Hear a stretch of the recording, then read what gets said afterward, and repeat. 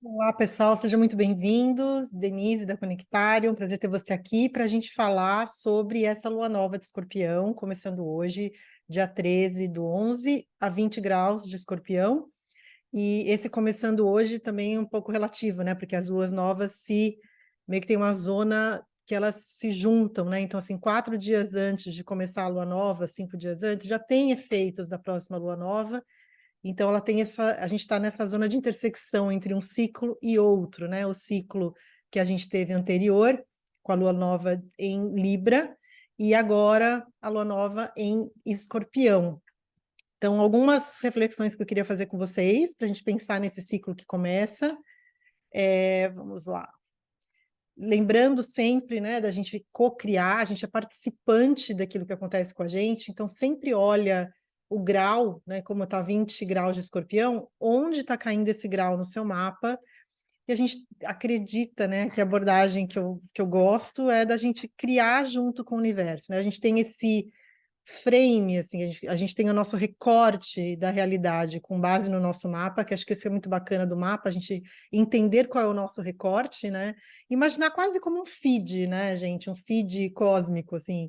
Da mesma forma como a forma como você participa das suas redes, para pegar esse exemplo, molda o que você recebe de volta, é a mesma coisa com o nosso mapa. A gente tem esse olhar, esse recorte através do mapa, só que a realidade é mais ampla, e é isso que a gente quer com o autoconhecimento, né? Alargar nossa perspectiva, que por ser humano, nós temos essa limitação, várias limitações, então quanto mais a gente puder refletir, melhor, certo? Esse ciclo aqui começa, vocês estão acostumados, quem acompanha aqui o canal, se você é novo, nova por aqui, considere se inscrever, vai ser um prazer ter você sempre por aqui, a gente comentar e dividir juntos essa reflexão. Então, a lua nova, que é o encontro de Sol e Lua que inicia o novo ciclo, o nosso plantar a 20 graus de Escorpião, dia 13. Depois nós temos a 27 de Aquário, né, no dia 20, eu não estou vendo, mas eu acho que é dia 20, que está um negocinho aqui. Dia 27, a lua cheia de Gêmeos, e no dia 5 do 12, a minguante a 12 graus de Virgem, certo?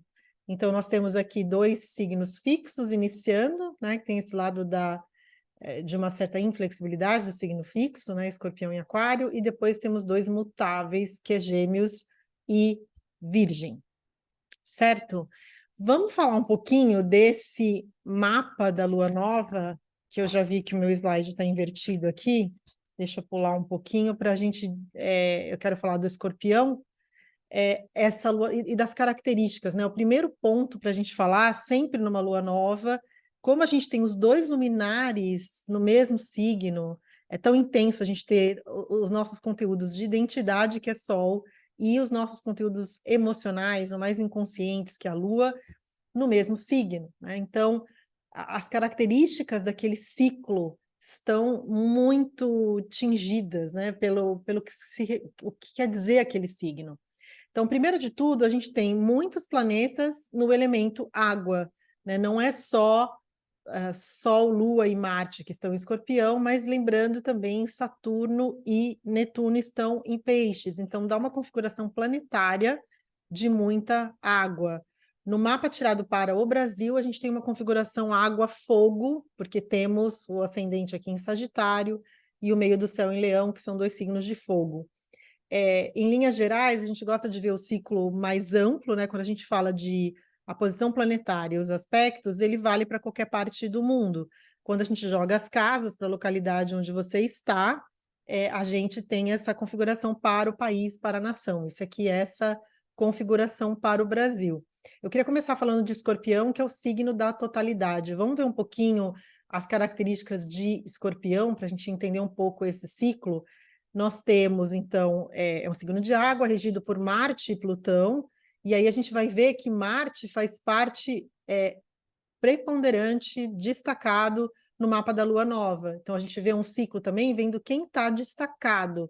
Aqui nós temos a presença de Marte, temos um mapa dessa Lua Nova mais de sacudir em paciência, em intolerância, que dá receio, né? Mas a presença de Marte, que é um conteúdo de impulso, né? O mais impulsivo do zodíaco, e que recebe também, vamos falar, essa oposição de Urano. Então, nós temos aqui um campeão de intolerância dentro de um contexto escorpião de intensidade. Vamos voltar para o símbolo do signo, que é super importante, nosso ponto de partida. Sempre luz e sombra. Nós vamos o tempo todo falar. Eu deixei esse slide aqui, ó. Ai, cadê? Eu deixei um slide aqui para a gente. Quer dizer, achei que deixei, mas não deixei. Para a gente falar do caos e ordem, né? Do caos, tem um conteúdo de caos e de ordem sempre, em toda análise astrológica. Cadê? O meu caos e minha ordem. Acho que eu apaguei. Mas, bom, enfim. Ah, não, tá aqui. Ah, ele estava no hide. Peraí, gente, deixa eu dar um unhide. Não, por isso que ele não apareceu. Vamos voltar a ele. A gente tem sempre um conteúdo de caos e, caos e ordem, né? A gente está sempre o tempo todo nesse pulsar. Então, a gente nunca pode olhar nada, nem a nossa vida, nem a realidade, como uma coisa única. E a lembrança da gente olhar e gostar de astrologia, a gente entender sempre, sempre a gente relembrar aqui da impermanência da vida. O tempo todo tudo está mudando, da gente não se apegar, porque aí a gente sofre, porque a vida é oscilação. Então, o tempo todo tem expansão e tem contração. Esse é o pulsar da vida.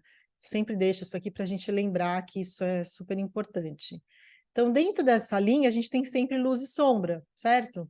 Então, a gente poder conscientemente, já que a gente co-cria com o universo, a gente poder puxar para o lado luz conscientemente. Para isso a gente precisa de presença, a gente não pode estar com a nossa mente tumultuada, e esse mapa é um mapa de tumulto no sentido de muito estímulo, né? É Marte, é Urano, é antagonismo, é inversão, é rompimento de uma ideia e vai para outra, enfim. Então, a gente pensar em Escorpião, primeiro de tudo, como um signo. Eu falei no outro vídeo, né, que já tinha características aí que a gente falou dos eclipses que estavam no eixo Escorpião-Touro e agora estão em Áries e Libra, e foi o último no signo de Touro. Então, a gente falou um pouquinho desse eixo Touro-Escorpião. E eu comentei sobre, sempre falo, né, que Escorpião é muito mal compreendido, as pessoas não entendem, e aí vão para um lado de rotular o signo, né? Então, o Escorpião tem um compromisso com a totalidade. O Escorpião tem um compromisso com aquilo de considerar, de incluir também o que está oculto, e também os temas que são tabus. Normalmente, o que a gente oculta? A gente oculta crise, a gente oculta segredo, tabu. Ele está ligado à sexualidade, está ligado à morte, são os assuntos tabus da nossa sociedade. Então, o Escorpião, quando o Sol tem Escorpião, e agora a gente tem Sol e Lua em Escorpião, a gente tem uma luz para a sombra, para aquilo que estava oculto, e para quê? Para que ele venha para a superfície e possa ser trabalhado. Então, a função do Escorpião é muito importante, é tudo que a gente excreta, né, o aparelho excretor, e a gente tende a achar isso, meu Deus, aparelho excretor. Gente, nós somos um sistema absolutamente aberto, a gente inspira e expira, a gente come e tem que eliminar. Então, o Escorpião sem eliminação, a gente não está saudável, a gente não está fluindo. Então, o Escorpião vem trazer esse lado do que é crítico, que precisa ser visto. Então, por isso a má fama, né? Iluminar o que eu não quero ver. Então, para quem não tem esse signo forte, fica uma intensidade, né? Então, o Escorpião topa a intensidade, topa a crise. Para quê, né? Vamos para o lado luz, transformação, renascimento, poder, é um signo de poder, é, um signo que tem a ver com dinheiro, do dinheiro mais alto, né? O poder, dinheiro, sexualidade, os assuntos que estão sabiamente ligados na astrologia, liderança, coragem. Então, o Escorpião é tanto regido por Marte, que também está em Escorpião, a gente vai ver, que dá toda uma tonalidade ainda mais intensa para esse ciclo, e Plutão, que são os dois poderosos do zodíaco, né? Então, a energia oculta, ir para a raiz das coisas, né? Sexualidade, recuperar. Então, o Escorpião bem trabalhado é aquele que vai fundo e tem a capacidade de regenerar. É uma palavra para a gente pensar sobre ela, né? É aquilo que está quase findando, que Escorpião tem a ver com o fim, porque tem a ver com morte, mas tem a ver com renascer, com renascimento, com outro ciclo que começa. Então, a gente fazer essa faxina interna de escorpião, que é tenso e intenso, melhor dizendo, e para muitos tenso, né? Porque a gente tem que lidar com conteúdos que normalmente a gente quer deixar debaixo do tapete bonitinho e vem lá um ciclo escorpião e não deixa, certo?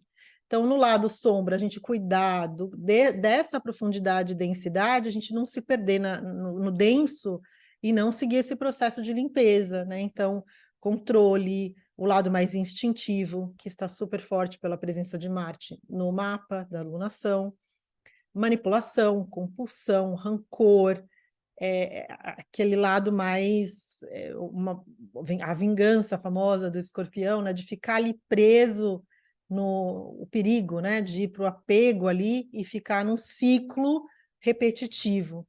Então, esse é o tom, né? Então, a gente pensar, eu gosto muito de pensar em escorpião como totalidade.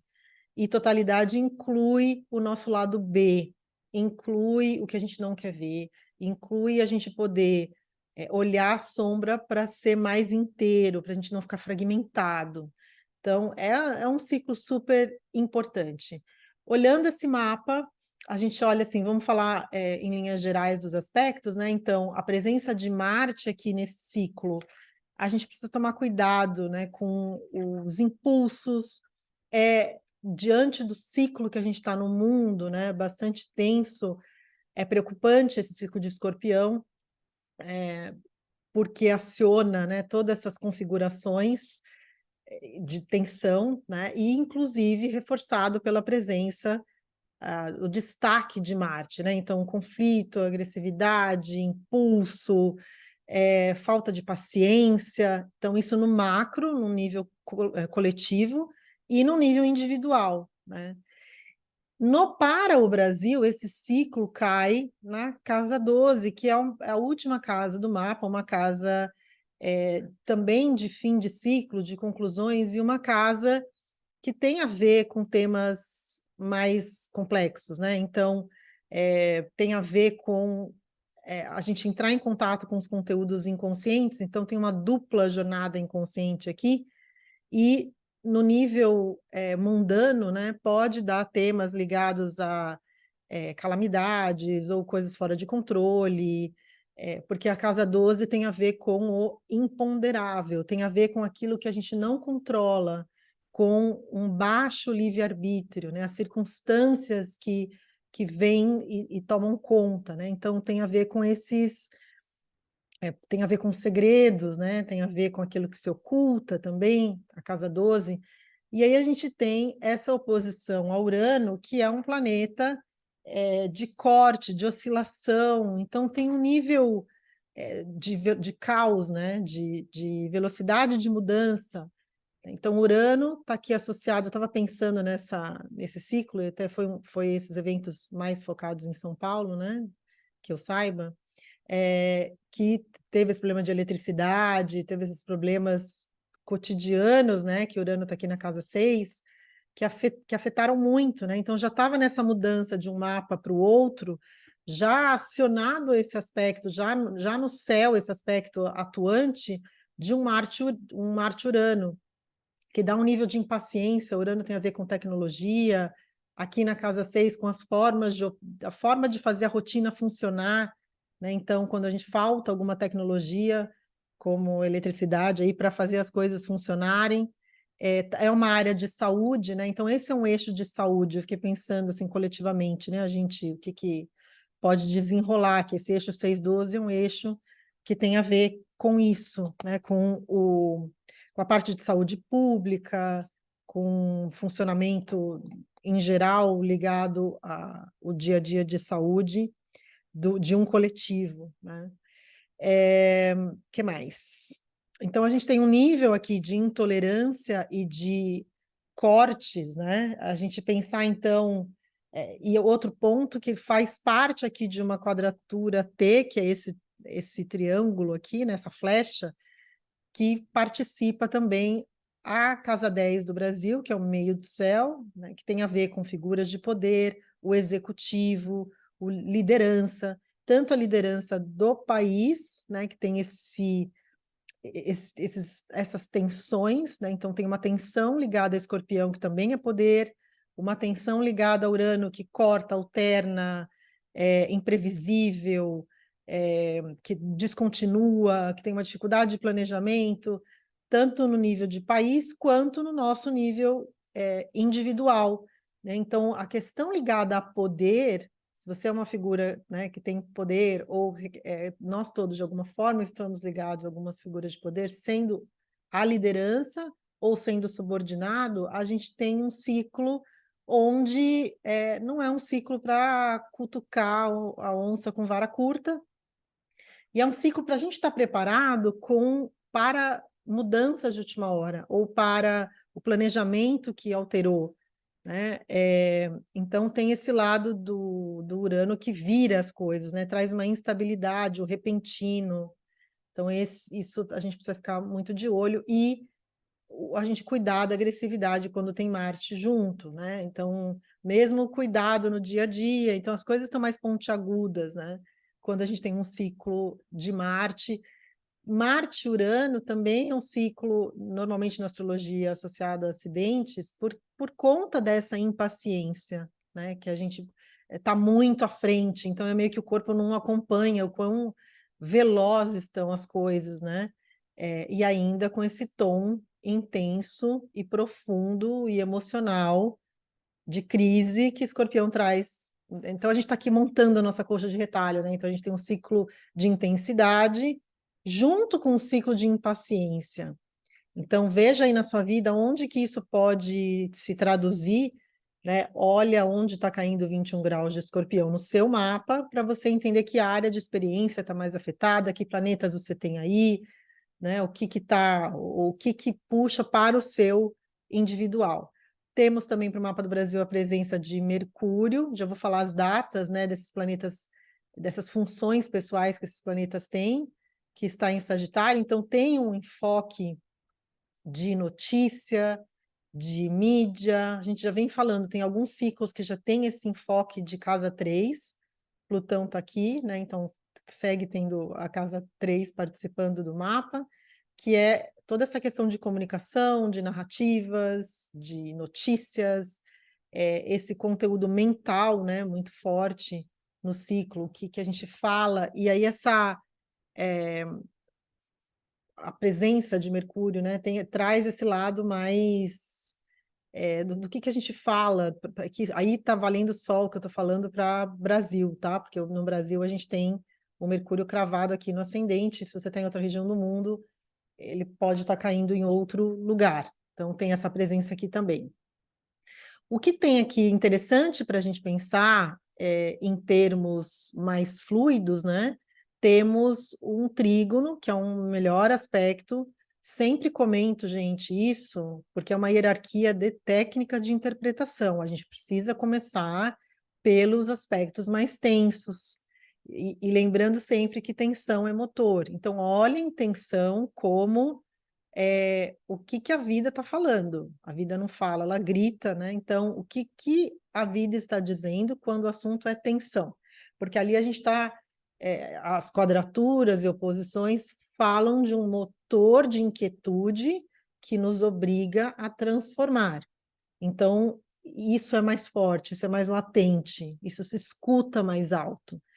Mas, claro, nós temos aspectos fluidos, graças a Deus, né? E aqui nesse caso, como tem uma concentração em Escorpião, o Netuno ali em Peixes, que é um outro signo de água, né? Essa harmonia, né? Da gente pensar, então, no lado da empatia, no lado de descobrir quais são, acho que um caminho bacana nesse ciclo intenso e impaciente é a gente buscar onde está a menor resistência. Isso que Netuno faz muito bem nesse fluir de água que está esse mapa, né? Onde a gente busca a brecha de menor esforço, de menor tensão, de não rigidez, de olhar ao lado do outro, de parar um pouquinho e respirar, né? Essas paradas, essa pausa da gente poder, na presença, né? Comento isso sempre aqui também, como a gente consegue ficar presente, porque normalmente a gente precisa ser lembrado de estar presente,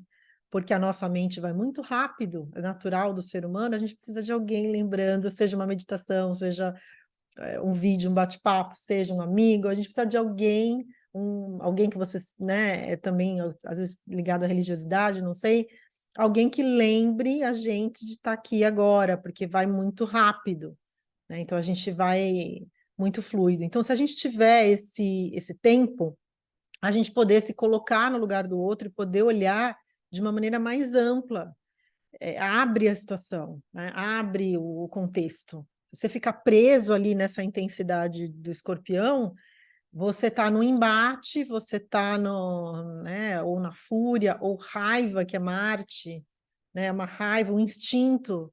Tem uma coisa aqui instintiva, e o instinto fala bem ao contrário do que a gente está dizendo de presença, né? Quando a gente vai agir por instinto, é uma parte nossa que não pensou. Então, como você pode abrir e usar de empatia e de menor resistência para um problema ser mais, né, sair mais suave. Tem uma coisa de suavidade nesse bom aspecto de Netuno para a gente olhar, né? Até porque as intensidades estão grandes e um ponto, né, que não comentei em específico é o fato do Marte, que já por si só, por estar fazendo esses aspectos muito perto de Sol e Lua, bem pertinho mesmo, tá, gente? O Marte está a 22 graus, Sol e Lua a 20, então está muito perto. E é o regente da alunação, é um dos regentes, né? Marte é o regente tradicional de Escorpião. E ele está em Escorpião, que é um signo de domicílio, que a gente fala, né? Ele está em casa em Escorpião, e muito potente.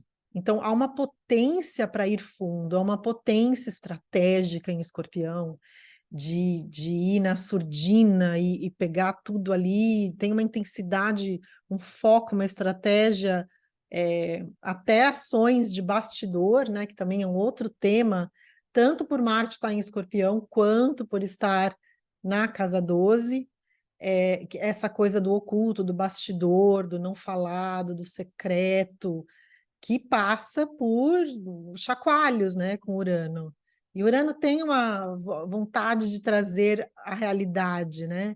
Tem a vontade de trazer o que realmente se passa, no sentido de autenticidade, certo? Vênus que entrou em Libra, então quero falar um pouquinho desses planetas pessoais, que são as funções que estão no céu, né? Então, a Vênus é o nosso lado afetivo, né? O lado de relacionamento, também fala de recursos e valores, porque Vênus rege Libra e rege Touro.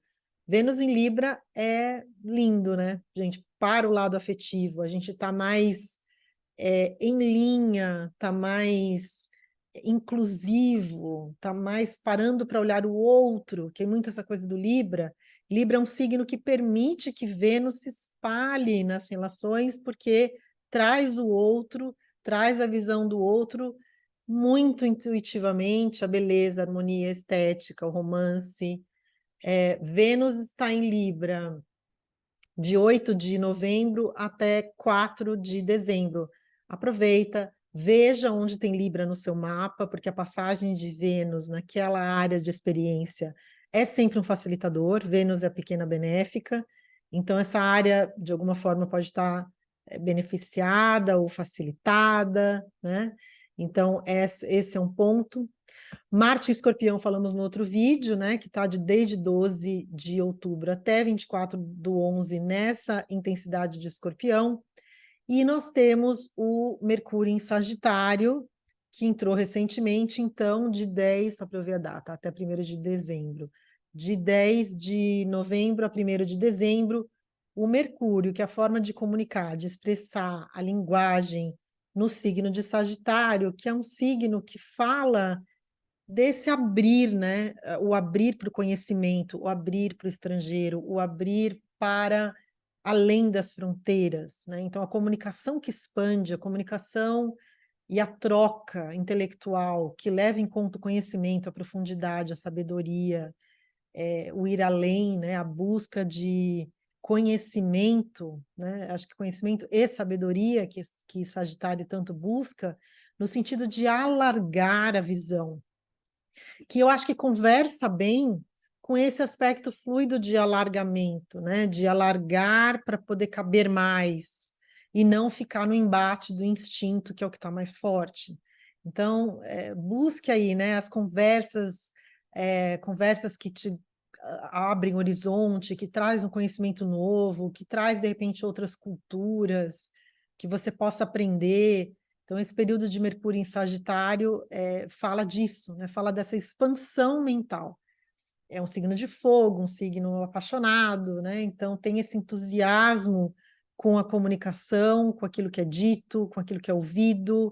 Então, buscar as conversas que expandam a consciência, né? E também o que você for falar aqui tem esse conteúdo de engrandecer, de abrir novos caminhos para o seu interlocutor, para quem você está conversando. Então, acho que eu cobri esses pessoais para a gente. Aqui é o mapa do Brasil e é o que eu comento para vocês. O que eu fiz aqui? Pego o mapa do Brasil, assim como eu encorajo você a fazer com o seu, e olhar onde 20 graus de escorpião cai no mapa. Então, no caso do Brasil, está acionando todo esse aspecto aqui que a gente falou, né? A gente então coloca essa configuração em cima do mapa do Brasil.